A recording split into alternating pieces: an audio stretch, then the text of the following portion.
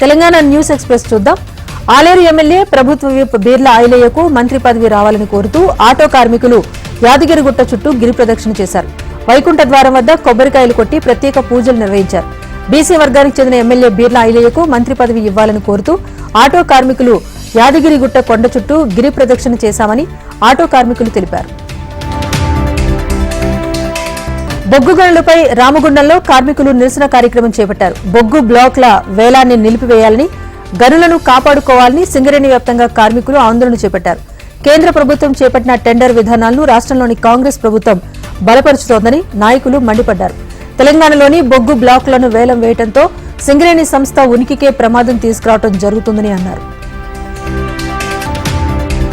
సిద్దిపేట జిల్లా కొమరవెల్లి ఆలయం వద్ద గంజాయి మత్తులో యువకులు భక్తులపై దాడి చేశారు. ఈ దాడిలో ఓ యువకుడికి తలకు బలమైన గాయం కావడంతో జిల్లా ఆసుపత్రికి తరలించారు. బాధితులు పోలీసులకు ఫిర్యాదు చేయగా పోలీసులు దర్యాప్తు కొనసాగిస్తున్నారు. భద్రాద్రి కొత్తగూడెం జిల్లా కొత్తగూడెం ఔటర్ రింగ్ రోడ్ 450 కోట్ల రూపాయలు మంజూరైంది. నియోజకవర్గ అభివృద్ధి లక్ష్యంగా పనిచేస్తున్నానన్నారు ఎమ్మెల్యే కూనంనేని సాంబశివరావు. గత 6 నెలలుగా చేపట్టిన అభివృద్ధి కార్యక్రమాల గురించి ఆయన వివరించారు. పాల్వంచ భద్రాచలం జాతీయ రహదారి, కిన్నెరసాని నదిపై 2వ నూతన వంతెన నిర్మాణానికి 20,22 లక్షలు మంజూరయ్యాయని ఎమ్మెల్యే తెలిపారు.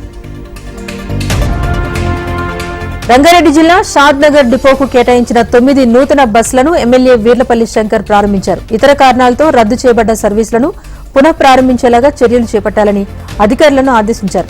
వివిధ గ్రామాల నుంచి వస్తున్న విద్యార్థులకు ఇబ్బందులు తలెత్తకుండా ఉండాలని సూచించారు.